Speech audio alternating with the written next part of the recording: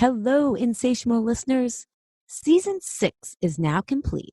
We are on a break in between seasons. I'll return on Wednesday, February 13th with a new theme and a big surprise.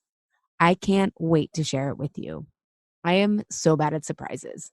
So let's just say that if you love the type of conversations we have here, rabbit holes and experimenting, you're going to love it. In the meantime, enjoy these podcast interviews I've done recently. They are quite a range of topics, but hey, you know that's how we roll here. And there will be a few classic episodes leading up to season 7 that will help you get the most out of the season and a clue about the theme. Also, if you enjoy the show or have benefited from it, I'd so appreciate a review. You guys totally rallied this summer to get us to over 100. We're currently at 105, and I would love for us to get to 150 by spring. It really helps the show as it makes it easier for others to find it. And I'd like to read 2 recent reviews. This one from Insatiable Listener, and her review, or his, was more smash the patriarchy than light and love. If you want trite, simplistic solutions to health and wellness, this is not the podcast for you. You won't find bad diets or tidy Instagrammable quotes, but that's why it's amazing. Allie has a gift for interviewing that brings out her subject's authentic wisdom. It's perfect if you're curious about how to be healthier in all senses of the word, appreciate the nuance and complexity of our unique bodies, or if you just want to hear smart people talking to each other about how to navigate and destroy cultural systems and reassess our collective values. Thank you so much for that 5-star review, Insatiable Listener. Love that you're into reassessing our collective values. And another one that I'll share from Design Lover 757997. Nuanced, Smart, and Sassy Too is the title of her 5-star review. She says, I'm exhausted of the constant unhealthy messages that barrage us everywhere from Instagram feeds. Seriously, those people with the super round butts, they don't tell you it's implants. To our diet culture in general. Insatiable is my personal weapon of resistance against those messages. It's balanced, intelligent, and Allie, the host of the podcast, brings in some of the most interesting people I've heard in podcast interviews. Look, if you want to break free from rigid rules but still live a healthy and balanced life, Insatiable can help you carve out your own path. No rules, no dogma, just thoughtful new ways of seeing and being in the world. Thank you so much, Design Lover 757997. And I'll be reading some more in some upcoming episodes. If you have time or, again, have benefited from the podcast, here's how you can leave a review. You launch Apple's podcast app. You tap the search tab, and you enter the name of the podcast you want to rate or review, in this case, Insatiable. Tap the blue search key at the bottom right. Tap the album art for the podcast. Tap the reviews tab, and then tap write a review at the bottom. And if you don't have time for that, if you could just rate it, how many stars you would rate it. That is also super helpful as well. And thank you for being a listener. Having stimulating conversations is what I most treasure in my life. And I get to have them here. And then with you on Instagram, where I connect with so many of you through your emails and also with our guests. It's a joy I cherish deeply. Look forward to seeing you back here in a couple of weeks for new episodes on Wednesday, February 13th. And in the meantime, enjoy these recent interviews and classic episodes. And I think initially what is helpful is just to kind of start to notice. Are you somebody who often has a runny nose? Are you somebody who often has a hard time sweating when you exercise? Just starting to notice hot and cold and moisture and dryness, how your body operates can just be an initial swipe at it. Are you somebody who is thirsty a lot, or are you thirsty even though you're drinking a lot of water? Just starting to notice your body's patterns can be the first step. So yeah, people from Plato and Aristotle up through Galileo and Copernicus and all these great thinkers that we, maybe we remember hearing their names in history class. they all used this holistic Western system of understanding these 4 different ways of being in the world. And they did have this idea that everything in the world was made up of either water, fire, air, or water. And of course, once we moved into modern science, we went, oh God, that's preposterous. We have atoms and we have protons and we've got this, that, and the other. And so they threw that completely out. And part of what was in that system, that 4-element system, was this idea that at the very core we're made of essence, which is this kind of non-physical stuff that's our soul and our spirit, and that comes first, and then our physical body comes.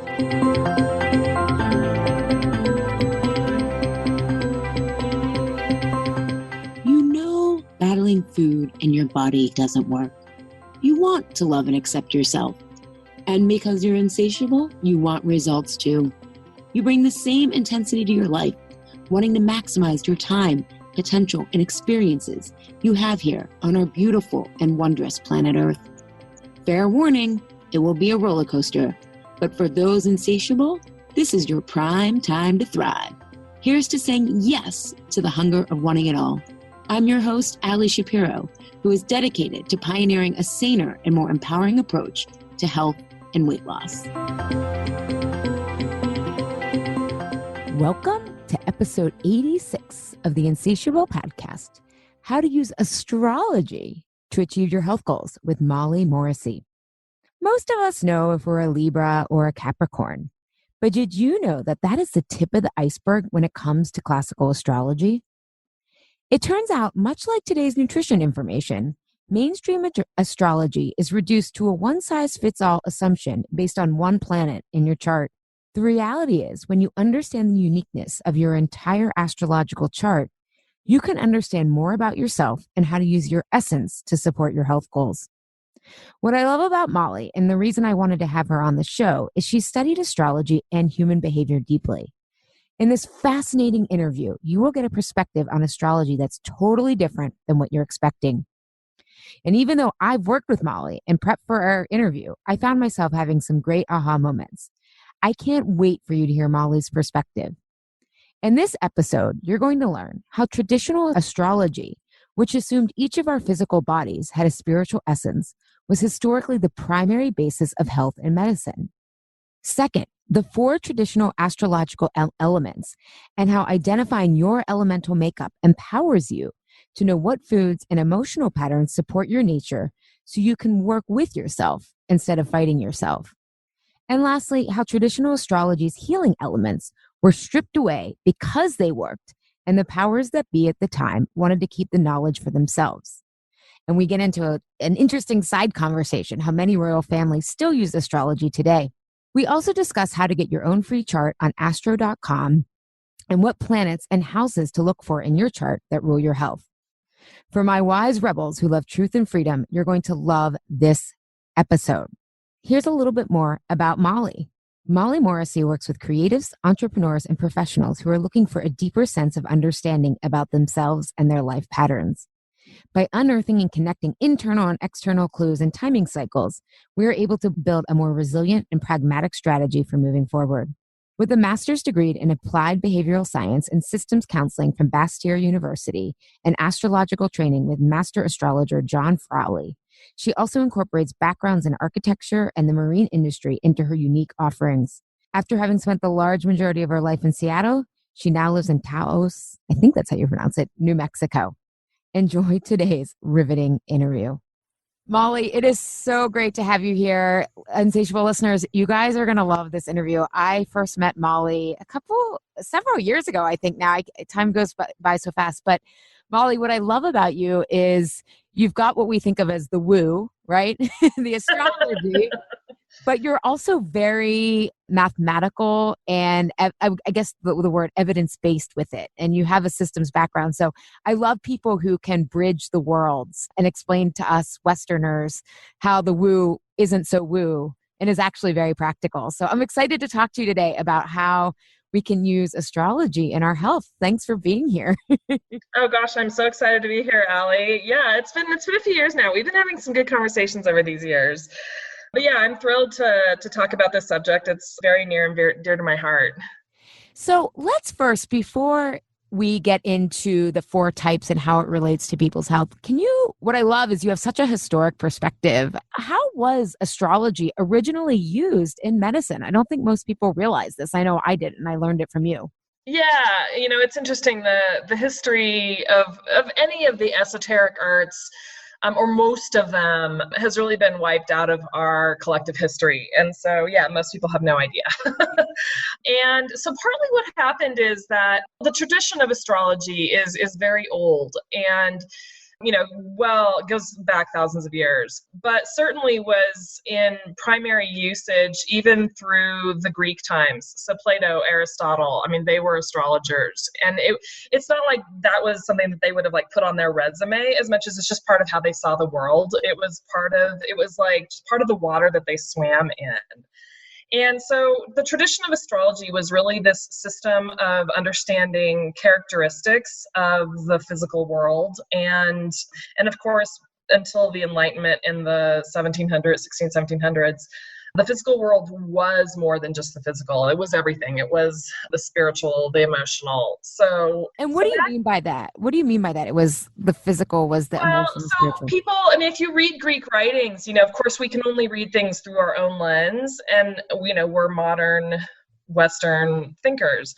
But if people that have made the efforts to go back and study even the Greek or Roman or anything, the Islamic writings, they had a very different worldview to what we have. And they assumed that it was obvious that there was a spirit and that there was a whole person had more than just physical going on.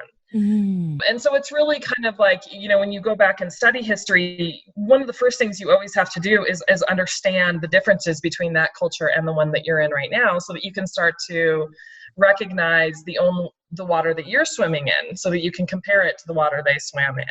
So that's kind of at core, that's the basics there. Yeah, that strikes me as so interesting because I think America, I know religion as a whole is decreasing, but America is so centered around Christianity, right? Our calendar is based on that, the major holidays we get off. And yet when you go to the doctor, they're not going to say what's going on in your soul. They Exactly.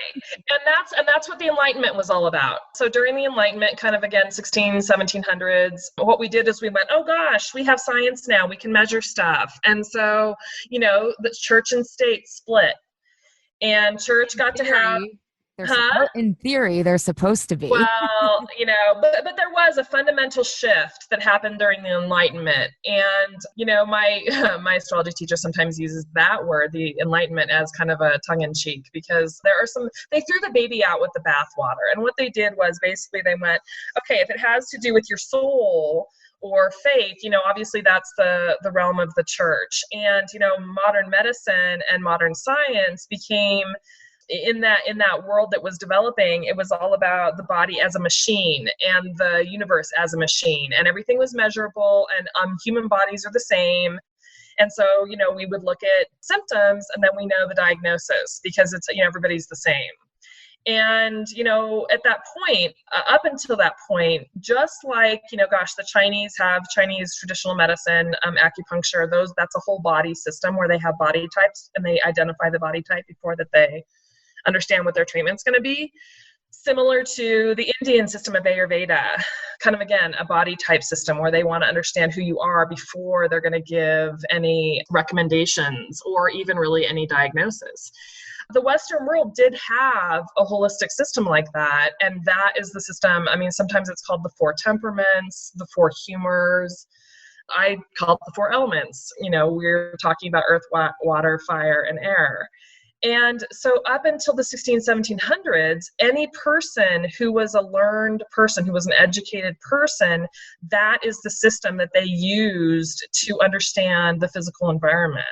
So yeah, people from Plato and Aristotle up through Galileo and Copernicus and all these great thinkers that we, maybe we remember hearing their names in history class.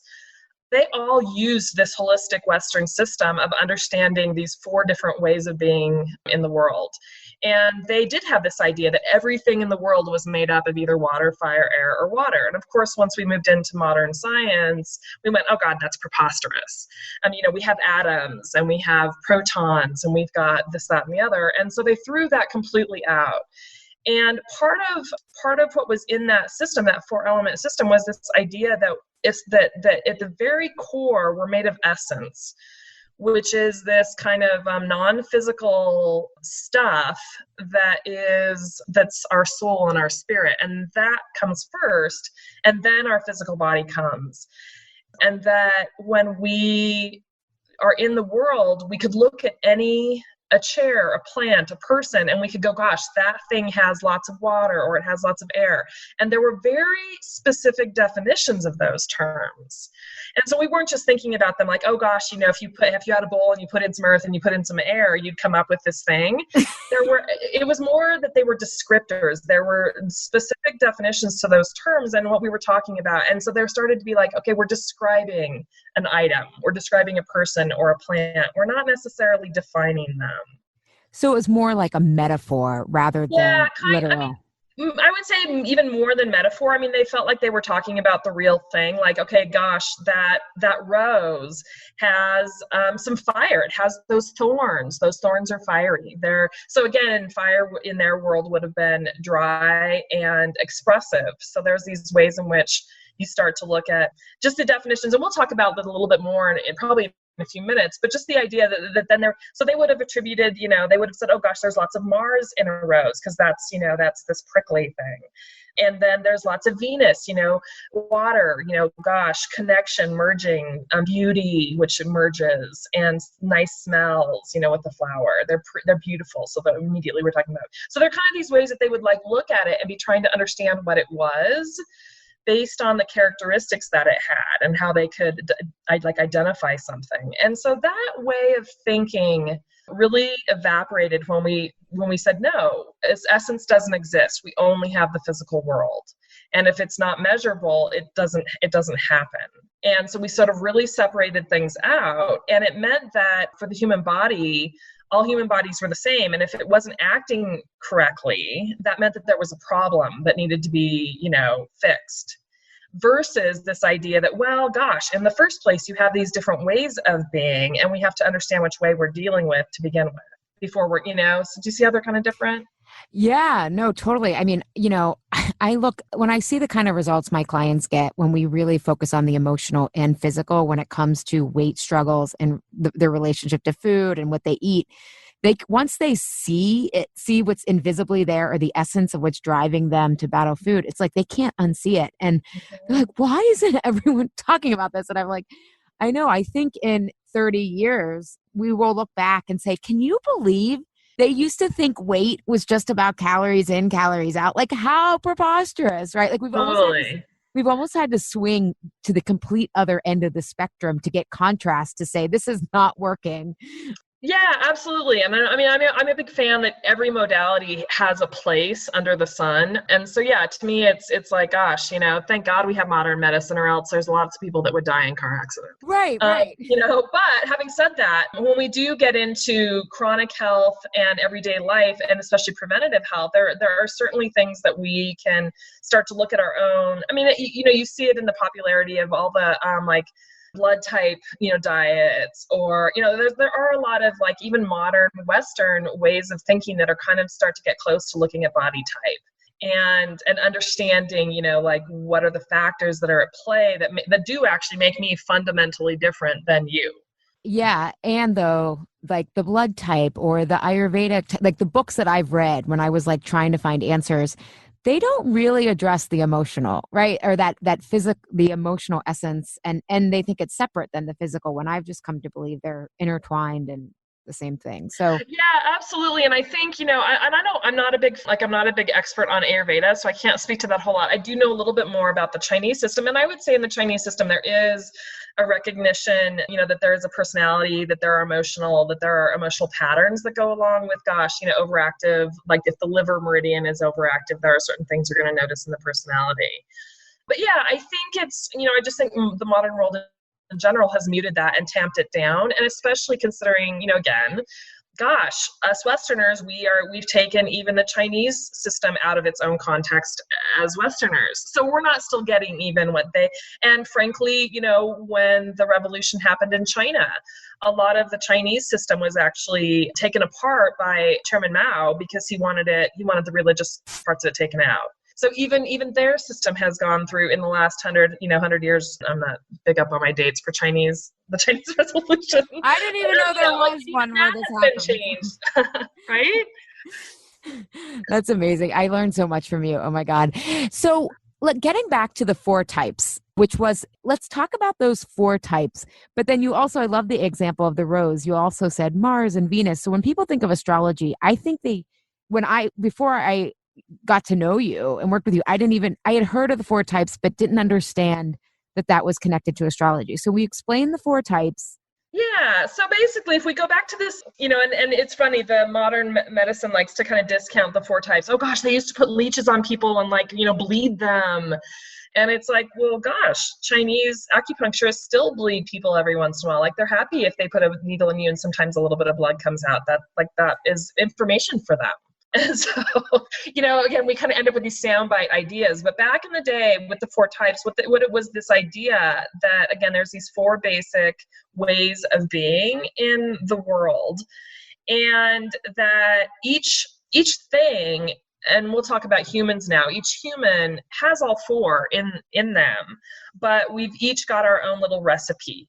And so some people are really well balanced, but some people have, lots of air or lots of fire. And so by looking at how that human being operates and how they're working emotionally as well as how their body actually is, we can start to understand the patterns in that body. And again, then we can start to diagnose and to actually treat. So if we look at the 4 elements, I'll run through them briefly. You guys are going to have access to a little PDF that's going to kind of break things down if you want to go back and look.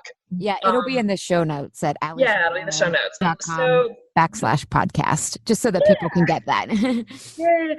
So the first one we'll talk about is air. So air in the tradition was called the sanguine. And you'll hear people even still use that term. Oh, somebody's sanguine. They're talkative. Or they're very kind of thoughtful, thoughtful not in the sense of being like slow or quiet, but thoughtful in the sense of, like lots of ideas. So the sanguine, they primarily are about thinking and communicating. And so they do live in the world, and it's air, it's higher, it's the kind of the world up there. Somebody's in the clouds.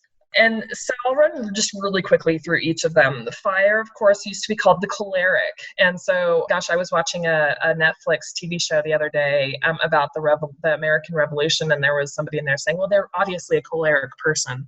And I was like, we still, every once in a while, we hear that term come out. And it means that that person is really fiery. They're primarily focused on doing and acting. They're not thoughtful. They're not like going to, plan it out ahead of time. They're just going to jump in. Would that be the word spontaneous? Yeah, you could be. Yeah, absolutely. And again, with each of these, keeping in mind that there is positive sides of this and kind of quote unquote negative sides of this. There are ways that these qualities can be really helpful, and sometimes they're not so helpful. So this is kind of real life. So there's both positives and negatives. And sometimes people can have not enough of one of these things. So like with fire, courage, initiating, hardworking, vision, action, those are things that we would say are positive. But you can then also have arrogance, aggressiveness, impatience, and too much dogma.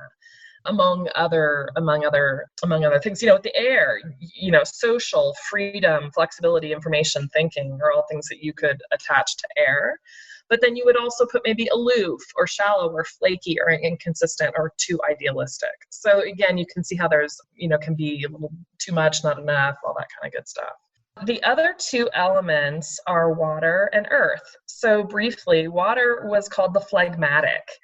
Lots of phlegm. Yeah, lots of liquid, right? When we're babies, we go through our phlegmatic phase, right? Lots of liquid coming out of all the orifices. But water, of course, is the feelings, the desire nature. And so People who have a lot of water can be empathetic or nurturing, responsive. Water has the most cohesion of any of the elements. So, that desire to bond. But then when there's too much, there can be sloth, drama, depression, reactivity. You can be conflict avoidant, not wanting to break that cohesion. With the earth, the fourth one, that's the melancholic. And so the earth just wants to contemplate, just wants to be. That's me. I know it's totally me too. I have a lot of earth. And so it's a thinking, but it's not so much trying to figure out like the sanguine. It's not so much focused on facts and figures and, information and news or fake news like the sanguine, the air. But it is the earth. It just wants to be in the body and notice. So it just kind of wants to understand that there is a pragmatism to the earth. So it's observant, thoughtful, strategic, steady, pragmatic. But you'd have to watch for stubborn, anxious, worrying, being boring, procrastination, all that, kind of not wanting to move. So I feel like you just described me. I'm so sorry. I know. I'm totally melancholic. I think I'm a big of, wait, what was that last one? Earth with a big water in the middle, phlegm in the middle. Yeah, and so it's interesting. Like there's a way in which you can start to break them down. Both water and earth are inward, which means that they're, receptive. There's an inward focus, whereas both air and fire are outward. They're expressive. And you can kind of break it up also with hot and cold. Both air and both are not hot and cold. We just did the hot is the outward and expressive, and cold is inward and receptive. If you kind of think about it, the hot, it's things start to move around a lot more, and cold, things kind of come to stillness. But then we can also look at it in the dry and moist. That's the other kind of coin. And so dry is separating and defining. And so that's fire and earth. And air and water are both moist. They're connective. And again, when you look at the little cheat sheet, you can kind of see it laid out visually. But so each of the elements is either hot or dry, and it's either moist or cold. I get them mixed up when I start talking. In my mind, they all make sense. But anyhow, so, would that translate into like Western terms of today? It's like when you're too fiery or dry is inflammation versus if you're super congested and phlegmy, you're too watery. It can be, although here's one of the kind of the glitches, and anybody who has experienced acupuncture and has actually gotten to talk with their acupuncturist will probably relate to this. You don't necessarily just look at the symptoms. So somebody who's having inflammation, while clearly there's a fire symptom going on there, the root cause might be lack of water, might be a kidney issue.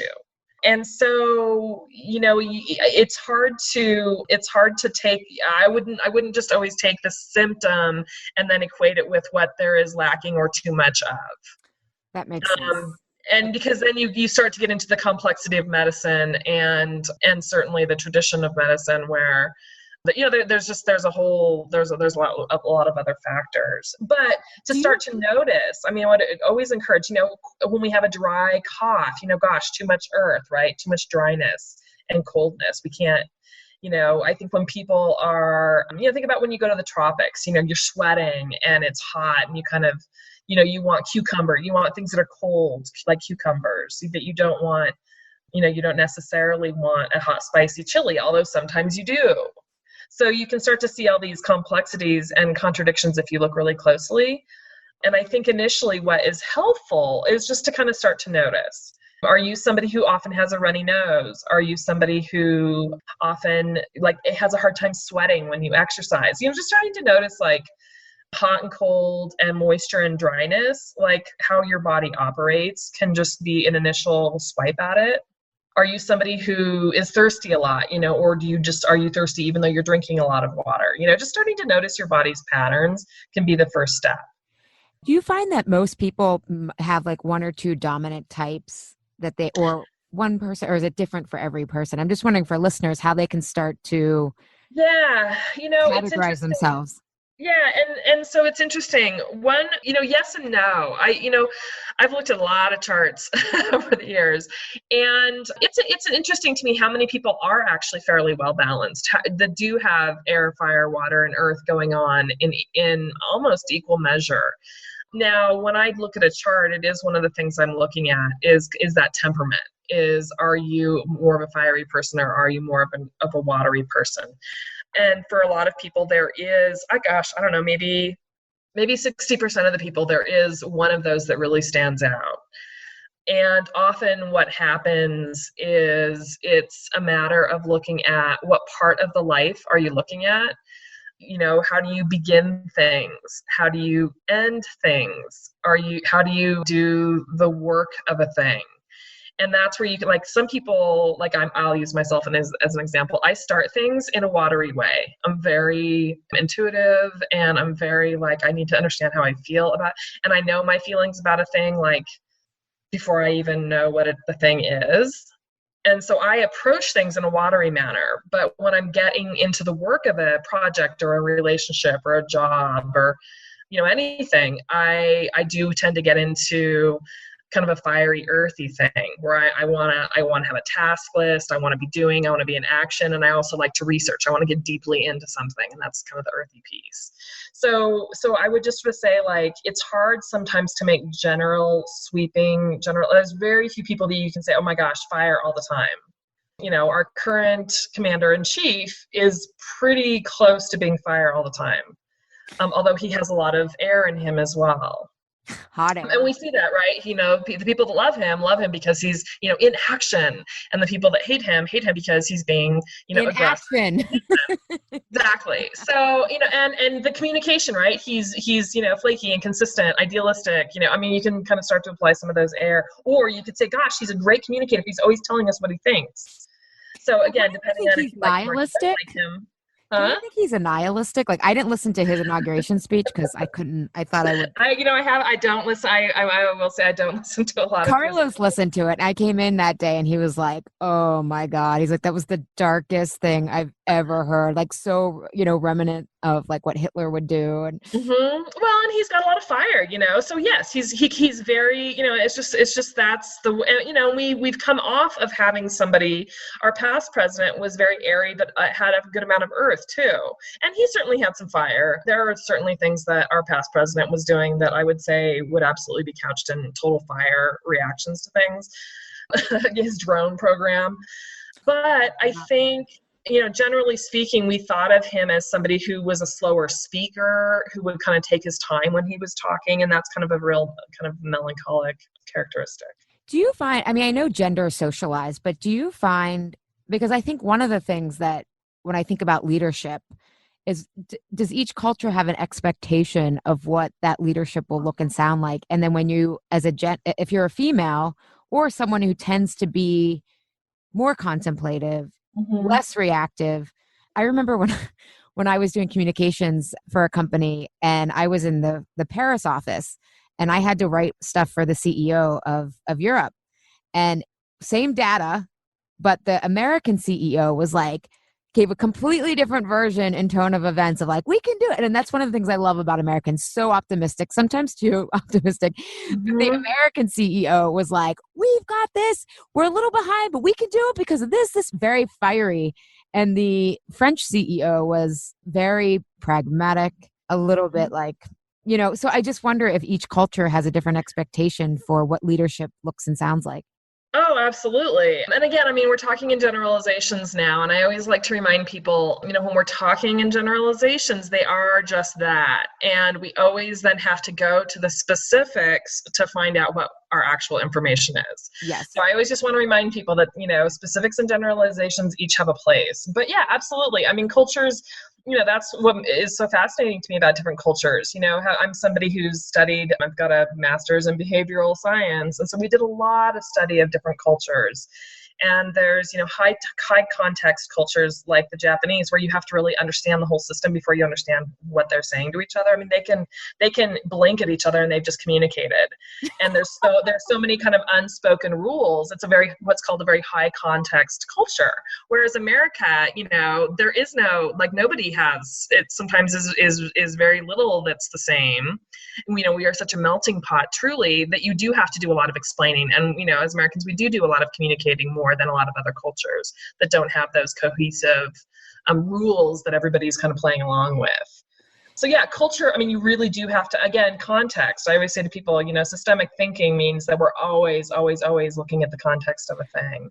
Yeah, no, I love that, because whenever someone asks me like a question when I speak or whatever, I'm like, it depends. And it's a Yeah, totally depends. And I mean, I think that's where the more we can, I always encourage people, do pay attention to the phases of, are you at the beginning, middle, or end of a thing? That's a great way to understand behavior is, are you beginning something? Are you in the middle of it, or are you ending it? Well, and I think those are great questions for people, what you talked about, how you work. Like, how do you start something? How do you actually engage with the thing, which is what Molly's calling it? And how do you end something? Can start to give you clues to your overall temperament. And especially when we're talking about medical stuff, is it an acute issue or a chronic issue? I mean, again, starting to think about, when something, gosh, especially I know a lot of your people have come to you because they've done a lot of dieting. Okay, so how do you do diets? Are you somebody who rushes in, or are you thoughtful before you start a diet? Like what's, again, no wrong or right here, just we're trying to identify what your patterns are. And so to one of the things you just mentioned about kind of the female leadership versus maybe male, and again, generalizations, of course we take that into account in the astrology.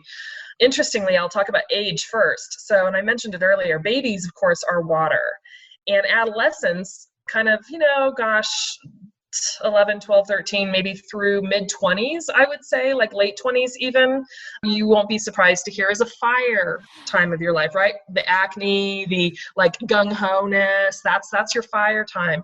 And then that adult, which is kind of, like say late 20s through into, 50s, 60s, 70s, depending on the life, is really the air. And again, what are we doing there in that time? We're communicating, we're exchanging, we're kind of being out in our lives, doing that both part of exchange in our life. And then the final part of our life, the last, I would say 60s and on, again, though it depends, each person's different, is the earth part, right? We get smaller, we shrink, we get drier, our skin is not as, moist. So we get more earthy, we get more melancholic, we come into our wisdom.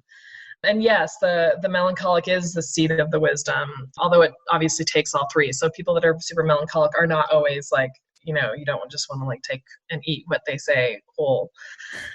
Never do that with anybody. I know, totally, right? But yeah, so keep in that sort of way of thinking about generalized thinking, because human beings are social. So fundamentally, human beings are social. They are moist. Men then are airy. So kind of very, very generalized. Men are airy there because that's hot and moist. So they're outward. They're expressive. And women are watery, so they're inward, and so that it's like the water is the cold and moist, so inward and connective. And so again, generally speaking, women are water and men are airy.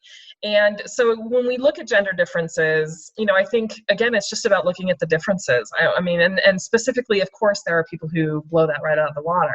But of course, women are the nurturers. That's because they tend to be more watery. They do tend to be, in a generalized way, more inward than your average female versus your average male.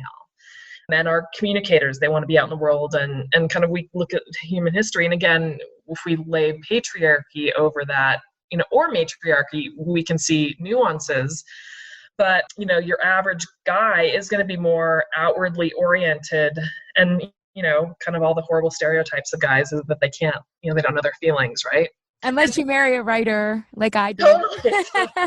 So again, keeping very, very, very broad brush strokes right there. When we look at brush, and when I look at a birth chart, I do not consider gender, because that level of generalization is unnecessary.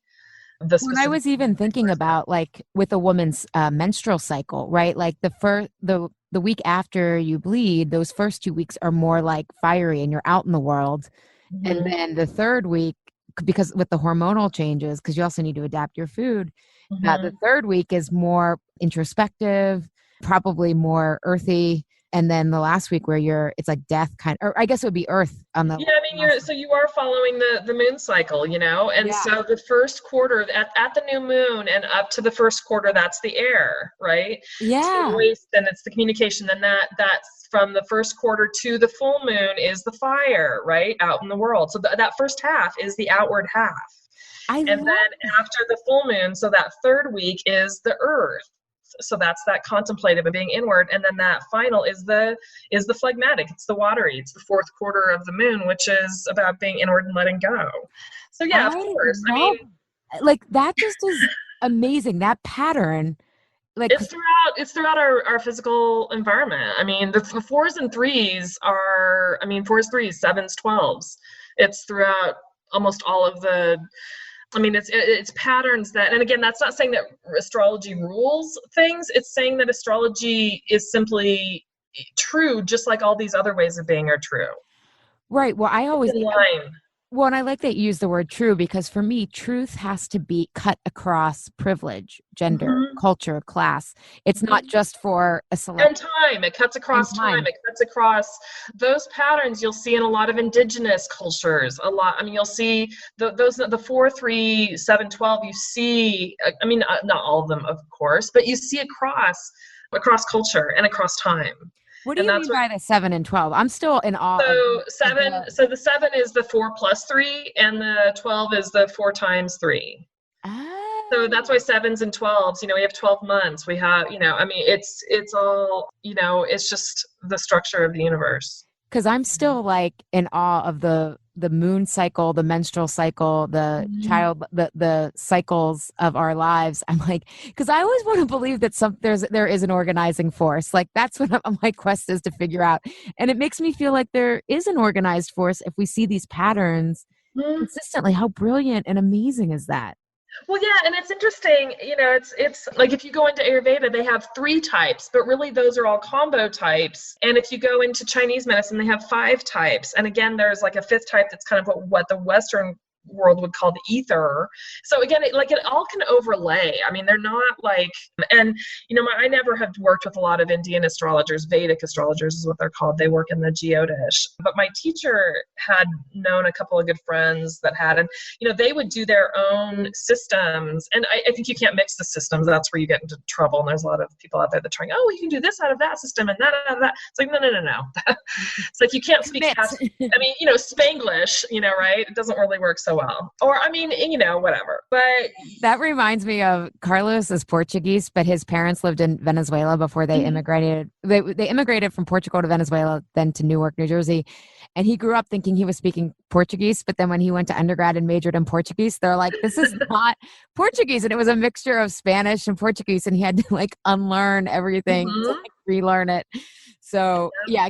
So you can be creative there, right? It can be a source of creation, but at the same time, to understand the root of a thing, you have to go back to its pure form oftentimes to understand where it came from. And so, yeah, I think, anyhow, my teacher would work with it, and then they would come up with the same answers on charts and stuff. If they would start, because the sky is measured differently in Jyotish versus Western astrology. And there, like for example, there's a time where people would say, "Oh gosh, the American, or the Western tradition. I mean, they're not even measuring the sky properly."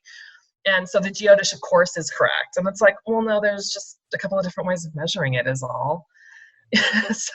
So I do want to get into the planets, but first let's talk about and how they connect with the temperaments or the four types. But let's talk about how people can, when the seasons change, because we're in summer right now. Yeah. I mean, it's a great, yeah, go ahead. Well, because, I remember everyone saying summer is the easiest time to stay healthy. And I always found it to be really challenging because it's just that heat just makes me not want to move. It makes me crabby.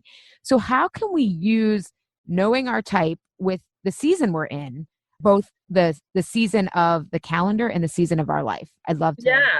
Wonderful. Exactly. So part of it again is understanding your general propensities. And, Allie and I were talking a little bit before the call, and we were starting to talk a little bit about not only calendar seasons, but also season of life. So, and that maybe partially refers to what I mentioned earlier about adolescent versus adult versus elder. But I think more appropriately for this conversation, it's really when we're going through transitions in our lives. Where are you at in that transition? Are you in the water part where you're letting go of things? Are you in the earthy part where you're contemplating and researching and just sitting with? Are you in a doing section of your life where you're out just being in the fire part? Or are you in an air part where you're there's certainly an element of doing in air, but it's more about in ideas and expression and communicating. So part of it is really understanding where you're at in your own life, in addition to understanding how you generally tend to be. So both of those things, it's kind of like you're doing almost a little bit of math here, a little bit of earth plus a little bit of air, And I just sort of say to people, don't get too crazy about it. Don't get too Virgo about it. Just kind of broad brush strokes. Where do you feel? And usually most people are able to say within a couple of minutes, if they feel like they're, kind of what phase they feel like they're in. So I would say just again, broad brush strokes there. And then, what type of climate do you live in? Do you live in a climate like the Pacific Northwest that tends to be very wet? Do you live in a climate like the Midwest that tends to be drier, or the Southwest that tends to be very fiery and earthy? And then, yes, what season are we in? So what is the East Coast? I think I have given this a lot of thought. I think it really depends on season. I mean, obviously the summer is very airy. It's very hot and moist. Yeah. But winter, it seems like, can be watery or earthy. Yeah. I loved how, because when we were working together and I was trying to figure out like, where should I move to? You were talking about how Philly is we have a lot of listeners in Philly and New York. Philly is very earth and watery. So it's like, and then New York is very earth and fiery. And I love thinking about like cities, because when I come back from New York, I feel like, oh, what just happened, versus when I come back from Philly, I'm like, oh, that was great. Because it's totally in tune with Philly's temperament is totally in tune with mine, versus totally when I go to New York. So think about that from a city, and when you're traveling, I think. Yeah, absolutely. I mean, it's just, this is the water that I swim in. So I'm always thinking about and sometimes I don't know, sometimes I can look at, again, identify characteristics rather than trying to define wholly. And to me, to me, a city might be different than to another person. So again, it's so subjective when we're just talking about it on this level. But I encourage people to just, again, what you're doing is you're observing. And so to spend some time just kind of contemplating, what do I notice? Do I notice that it's more moist? And so again, spring is air. And I should probably add the seasons onto this worksheet, although this is the intake, part of my intake process. So the seasons don't usually come into it. But of course, spring is air, summer is fire, and then the autumn is earth, because of course we're reaping the benefits, right? We're harvesting. So that's stuff. So that's earth. And then that final season, the winter, is water, where we're just being inward and being receptive. So, I would encourage people to pay attention to the season and how they experience the season. I mean, if you're somebody for whom summer is difficult, you need to do things to cool yourself. So you're adding moisture. So if you look, and this is where you can kind of look at on the worksheet, if you look at fire, it says hot and dry. Okay, so if I experience summer as being too much, gosh, I want more moisture and I want more connection. And I want more coolness. I want to be more inward. And so, if summer's too hot and, outward, it's time for you to stay in a cool room during the heat of the day, working inside, eating cool things, cucumbers, lots of water, salads that are cool, maybe not so many chilies. So it's kind of, it really depends, and I think but I think it's what the key here is, it's a system where you can just start to pay attention. Gosh, in the tradition, they actually had, food as medicine. They would be very specific about the foods you would eat, depending on what ailment you were experiencing and depending on season, and partly, back in those days, they didn't have refrigeration. So there was only the foods of that season available typically, but it kind of worked. And I think there is some wisdom there about understanding, eating seasonally does make a lot of sense. And interestingly, of course, in the summertime, you do have a lot of watery, like watermelon and fruit and things with a lot of water in them actually are available to counterbalance that fire. And interestingly, you don't have all those watery vegetables and fruits available to you in the wintertime when you are when you generally have more water around you anyhow and don't so much need it. Yeah, I want to say two things about that for everyone listening. Like, in general, Mother Nature has got your back. Like, she's doing all the work. And so this is when I cringe when I see people like raw foodies who live in Hawaii telling people on the East Coast in the dead of winter that raw food works for them. And again, maybe it does if your body's super overheated and you're fiery. However, Mother Nature in general, eating seasonally, she's got your back. Second of all, this is why it's so important to know what foods work best for you, because what Molly's talking about is very subtle things that you can pick up on, but you can't pick up on the subtlety if your blood sugar is out of whack, if you're always inflamed because of your gut health.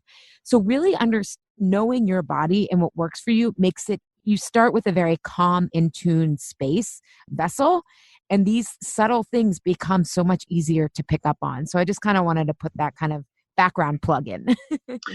Yeah, and I mean, the best way to this is everything that Allie's talking about, paying attention and experimenting. And I know sometimes Allie and I both have a lot of earth, so it's easy for us to experiment because we have that, like, we want to research and we want to be patient. And I recognize that there's a lot of people out there who simply are not that patient. And who don't like doing research and who don't want to like be systematic about their experimentation. I get that. And that's information, right? So if you're somebody who's more airy or more fiery and you're like, oh no, I want freedom, like I don't want to tie down, or no, I just like to go do it, honor that. And then pay it, but I would say still, you can kind of still be paying attention a little bit. And I would also say though that I love freedom. It's one of my biggest values, but I am free because I understand the system of my body. So it's kind of like the tension of opposites there. Yep. You totally, for sure.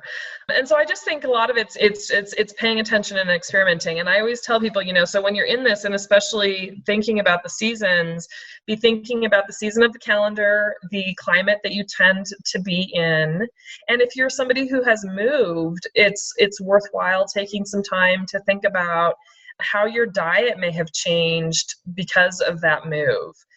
Above and beyond the fact that maybe you moved from a big city to a small town and, your favorite Thai food is just not available anymore. God, I can relate to that one big time.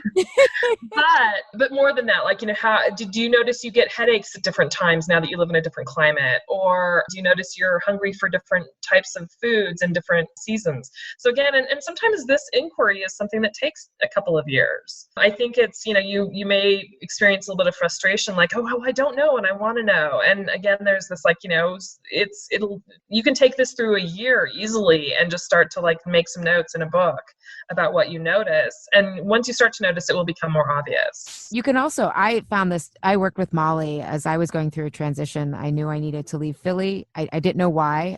I love it there. And I knew I needed a change and just needed some sort of experience to awaken me to my own knowing and organize what I was going through. And Molly reading my chart was so helpful because it's not, we'll get into this now, the planets, it's not, I'm a Libra with a Taurus rising, but I didn't realize it was so much more complex than just that. It's kind of like people talking about nutrition, like it's just calories in, calories out. That's kind of what like what we read about astrology in the newspaper or these magazines.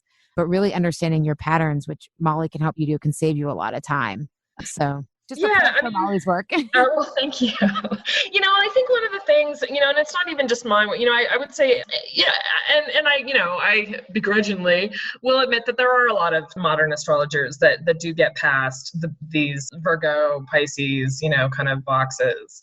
So I'm not always completely down on modern astrologers, although I am a little bit, that's I'm not down with modern nutrition.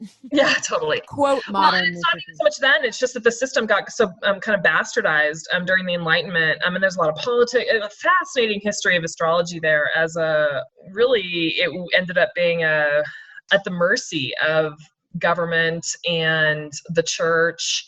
And, us traditional astrologers would love to get our hands on the Vatican Library because all the good astrology books we know are in there.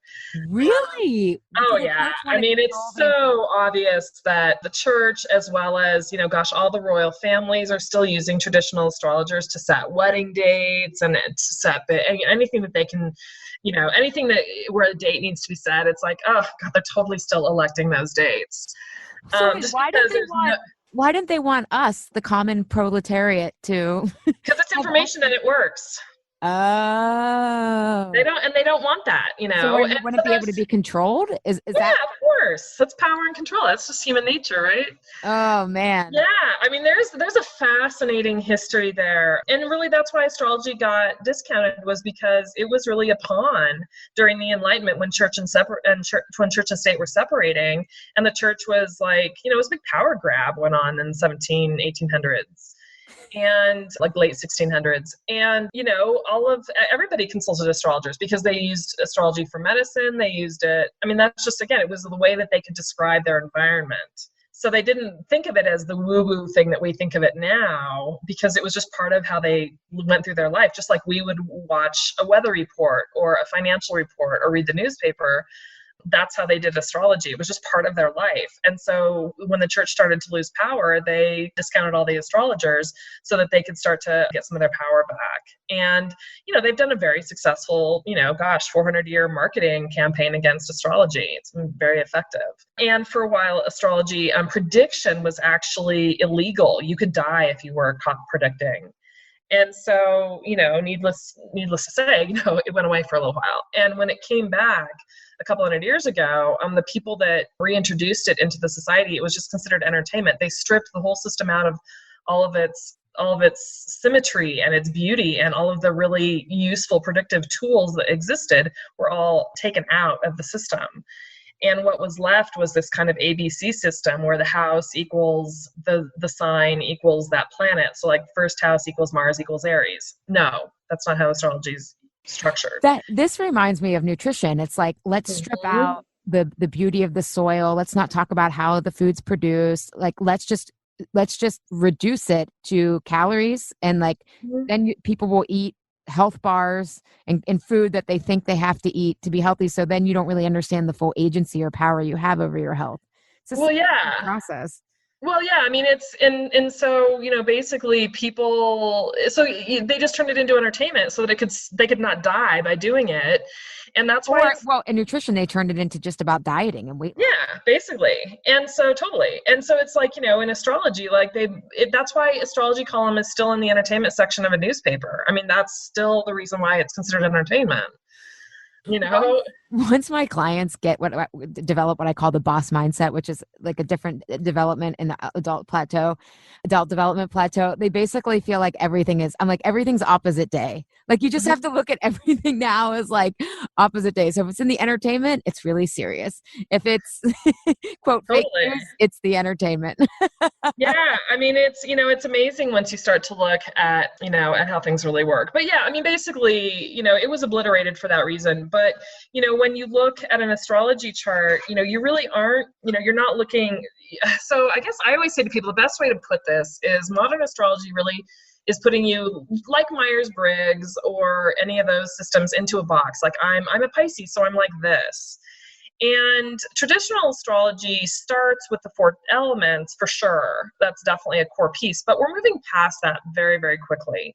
And so traditional astrology, because it was a core piece of the way that people just developed intellectual thought for, 1,500 years, it's about identifying the particular. It's about identifying the unique.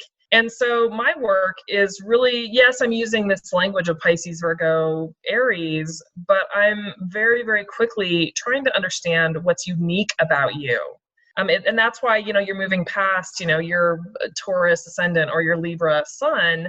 You're not a very Venusian. Both of those signs are ruled by Venus. You're not a very Venus person. Mars is so much more active in your chart, and that starts to be revealed, when we really look at your chart. And that's where I think the moderns, I always feel sorry for them. They're missing out on all the really cool tools because they're practicing modern astrology.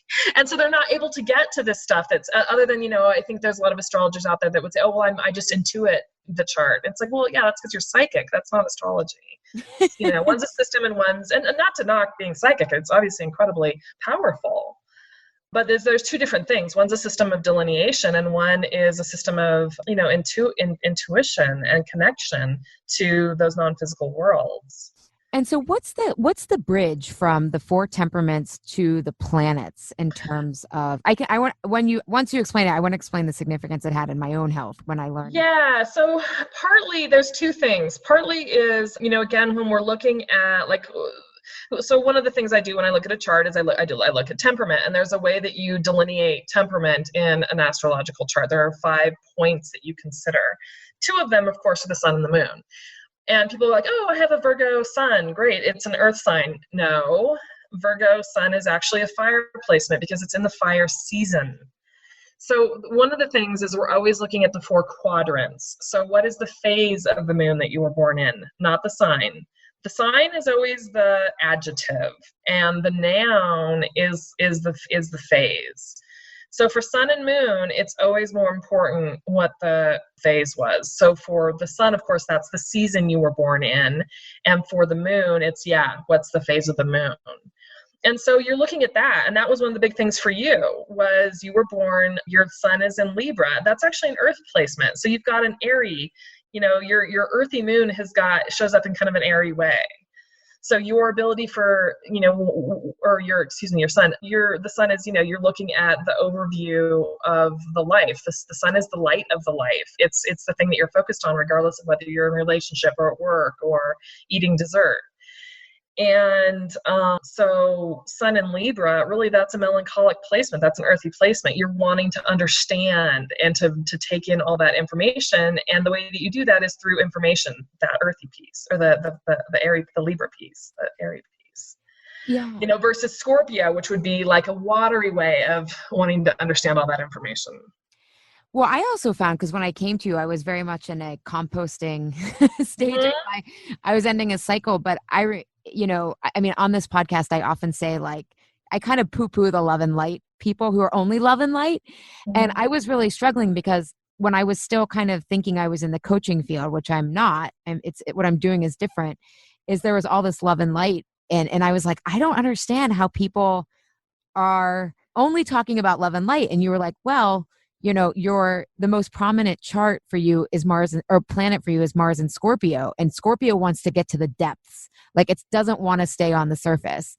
And you talked about how my Mars and Scorpio was also like in the wounded part of Venus. Like you said, it wasn't like her favorite place to be. And it's like the wounded feminine. And even though I talk about food and health and bodies, ultimately what I'm taking people through is a heroine's journey, which is healing this yin archetype, both men and women, on a very theoretical level. And that helped me just like be okay with my path rather than trying to fit into what I thought everyone wanted to hear, or that I thought I had to be as a quote coach, which. Yeah, it's why I love traditional astrology. There is bad and good. There are things that work and don't work. Venus has a very difficult time in Scorpio. And your Venus is in Scorpio as well. So it's Mars ruled, it's Mars territory. And how do you go through a deep swamp with a propeller, which is really a bunch of blades, and blades are Mars. They cut. So Scorpio, the deep swamp, is a Mars territory. And so I think being able to see in each chart, like planet, so, each of the planets fits into an element. And so, for example, the sun is obviously fiery, as is Mars. Water is the realm of the moon. Earth is the realm of Saturn and Mercury. And air is the realm of Jupiter. Oh, and Venus is watery. And so, generally speaking, not always, because depending on where some of those planets are in relationship to the sun in the chart, it can change. So, there's all these rules. And I think, for a lot of people, once they start to go, oh yeah, there is this inner conflict in me. And I think so much of of the self-help stuff that's out there, I think one of the downsides of it is there's always this, like, I can fix myself. And if I fix myself, everything will be easy and easeful and wonderful and daiquiris on the beach. And that's true for a very, very small portion of people. For a lot of people out there, they do have these internal conflicts that really provide the tension that drives their life. And they're never going to be resolved. Now, you will mature and learn how to manage those tensions, right? And learn how to still be productive and give what you have to give in your life, hopefully. But, that's what I love about traditional astrology is it actually starts to it's a tool for seeing just the basics of those relationships that we have inside of us. And especially then when we put it in the context of right now, we can go, oh, well, of course that served you when you were a little kid. Or, yeah, you went through this phase where that was really helpful for you to be doing that activity. But now you're in this other phase and all of a sudden it's like not working anymore. And so it can shed light in a very pragmatic way for me to kind of be able to say to you, hey, look, yeah, your Venus stuff, like the Scorpio is really strong for you. The Mars is really strong for you. So of course what you see is that wounded Venus stuff because that's what you're living. Yeah. And I like that because, and it helps you. I feel like when you know your chart in detail, the way that Molly can help you see is it helps you just own who you are in your own patterns and like accept that because, and Molly and I were talking about this before we started, like, I don't really think anybody else wants someone else's life. Like, No. I think we want our best lives and we all have different patterns that we are who we are. I mean, part of that struggle too was like, it took me so long to really put together the totality of my process because I was doing something that hadn't been done before. But because it was really deep, it took me a long time to understand. And it felt like I should have been further ahead. But when I Mm-hmm. learned about that, it was just like, it is what it is. Like, and I know that Totally. phrase can be frustrating when you're struggling. And there's also a surrender that I think once we know our patterns more intensely or more deeply and intimately, that can relax you in a way. Mm-hmm. And again, that is so important for health to resolve that conflict between comparing yourself to other people versus this is my path. And I've found with all of my clients is the more they get in touch with who they really are, they want their path because it's their path. And Well, and they it's kind of fun. They're usually fun because you're the one yeah. that's designed for it. So you're the one that, like, I know I do this for myself all the time. Like, I'm frustrated with something, I'm having a hard time. Like, for example, for me, the last couple of years have been very difficult. And I've often had to go back to my own knowledge of my life and kind of be, God, I wouldn't change a moment of it.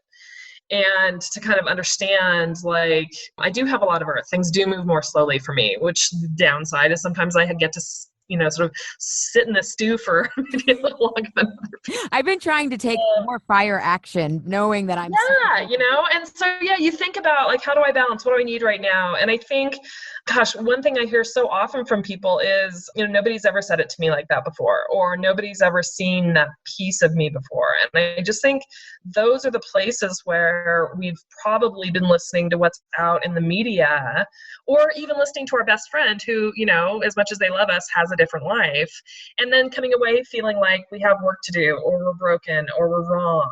And we weren't And seen. And I we think at don't the see end of the this day, beautiful little thing that we have, because we're running over it because we're trying to, like, find the solution.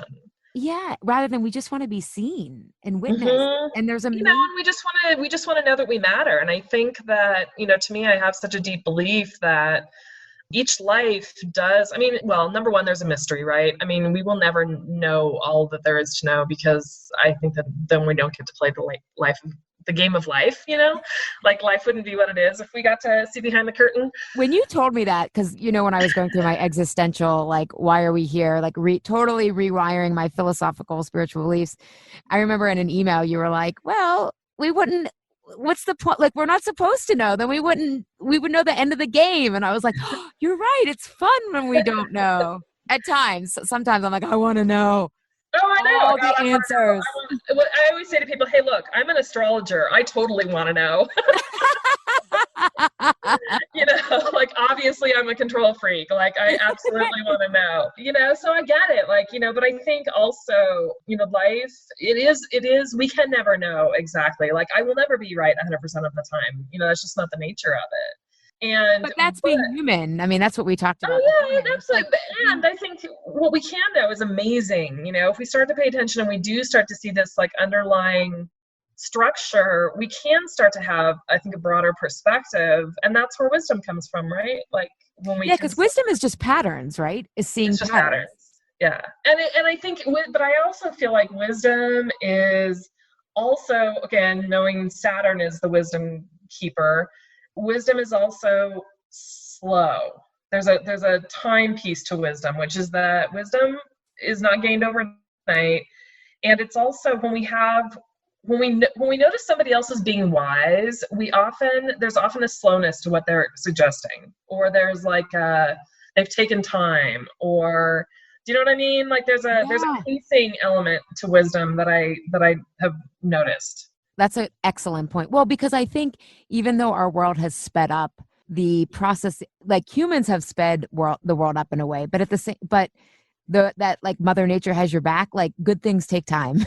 Like nothing that is worthwhile comes easy. Like I just don't think so. Not often, At least in my chart. Not for me either. But, I do work with people who do have that experience, who like they're moving really fast. That's just how it goes. And I don't have a lot of those people come to me because obviously a lot of those people don't consult astrologers because they're not experiencing difficult times. Yeah. Which is kind of, so I don't like it, and that's in and of itself fascinating to me, that the types of people that do consult astrologers and the types of people that consult me as an astrologer. I'm clearly not like, I'm usually not somebody's beginner self-reflection person. People usually come, maybe I might be their first astrologer, but they don't usually come to me at the very beginning. I don't usually end up working with a lot of younger people because they're kind of in a bigger hurry than what I always give people homework during their sessions. And, here's what I want you to be paying attention to, or you should try this out, or, here's some ways, some perspectives that, on this particular thing that you're facing.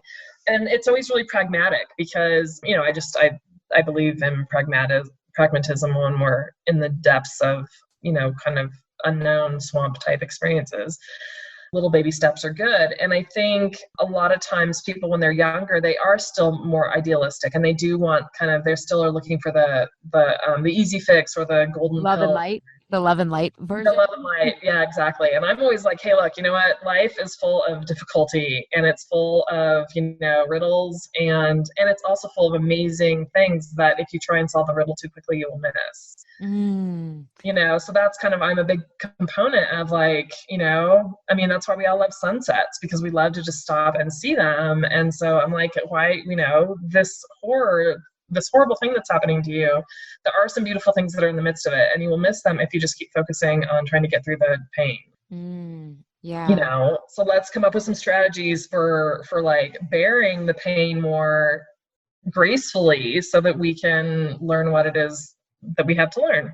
It reminds me, we had Dr. Robin. Oh my God, my brain right now is totally escaping me. She's a functional medicine doctor. Mm-hmm. And she was talking about how at Parsley Health, they practice slow medicine. And she's like, and you want us to practice slow medicine because we're going to really get to the root and not re-injure you in the process. Mm-hmm. And I think slow, I'm a big believer. Truth is paradox.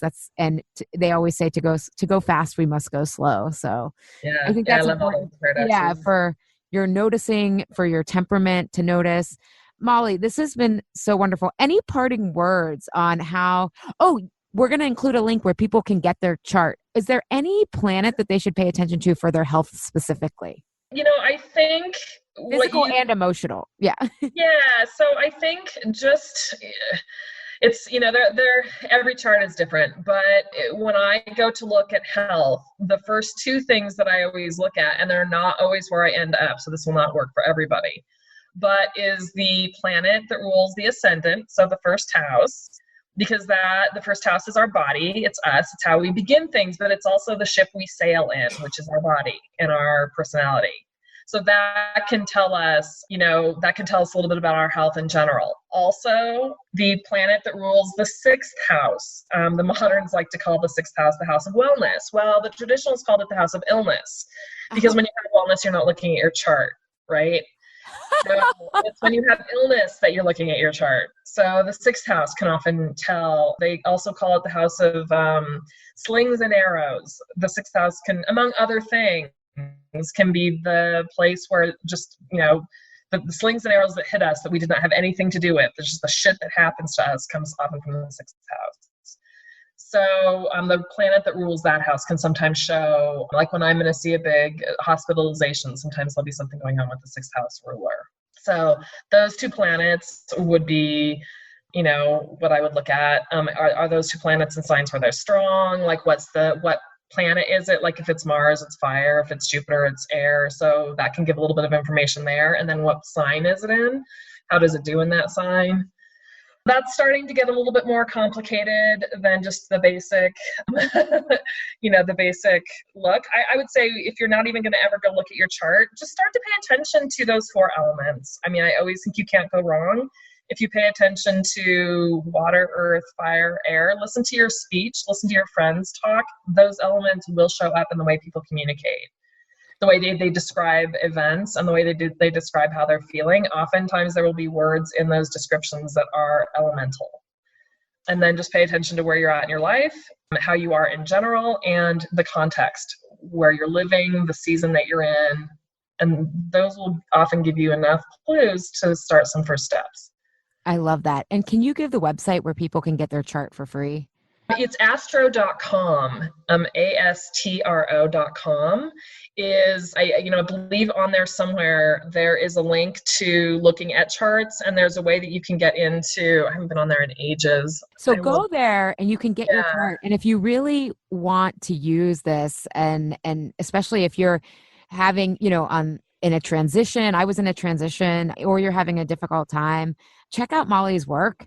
It can be really, really helpful. It really helped me a couple years ago when I was in a transition, coming out of a tough couple of years myself. Just really set me on a surrendered yet pointed and agency full path forward. So yeah. But in the meantime, think about your temperaments, especially as we're in a really hot, fiery, extreme season. If you're in the northern hemisphere, if you're in the southern hemisphere, you might be going through the extreme colds as the climate changes. We are in a climate crisis. So that will, even a couple degrees changes the earth, and the earth is like massive. So imagine what like hotter summers or colder winters does to your body, which is it's going to definitely be about adding water. And I think for another one that people really have a hard time with, which will happen next, is summer into autumn. And for some people that brings relief, and for some people it's hard. And both summer and autumn are both dry seasons. The fire and earth are both dry elements. And so again, both of those can have to do with making sure that you're staying hydrated and that you're bringing some moisture into your system. You can totally Google foods that will bring moisture, coconut, cucumbers, things like that. Oh, I love that. It also made me realize why I love fall so much, because I am a melancholy person. Like, I love listening to melancholy music. And I was like, it makes so much sense. Yep, totally. So Molly, where can people find you and your brilliant, really thoughtful, thought-provoking, insightful work? Well, I have just started blogging again. So depending on when this interview actually airs, there'll be a few new ones up there on the website. I'm at mollymorrissey.com. And my name has got all sorts of double consonants in it. So when in doubt, add another consonant. 2 R's, 2 S's, EY. That's MOLLYMORRISSEY.com. And again, we'll have Molly's link as well as her PDF that she's gifted to the Insatiable listeners at alishapiro.com/podcast, where you can get all the show notes, transcripts of each episode. And we'll also include the astro.com link. So you could get and I just am on their website, the astro.com. If you go into the extended chart selection area, is where you'll be able to go through and as a guest user get your chart done. And it'll just give you the chart. It's not going to give you any interpretations, but it'll at least give you the diagram. Love it. Get your chart, know your power, take your power back from the church or from any authority that wants to control you. Freedom. Thanks, Molly. My pleasure. What a wonderful conversation. Thank you so much. Have questions or reactions about the episode? Reach out to me on Instagram and Twitter at Ali M. Shapiro, or Facebook at Facebook.com/Ali Marie Shapiro. And if you love the show, please leave an iTunes review and tell one friend this week about how to get the Insatiable podcast on their phone. See you on social media.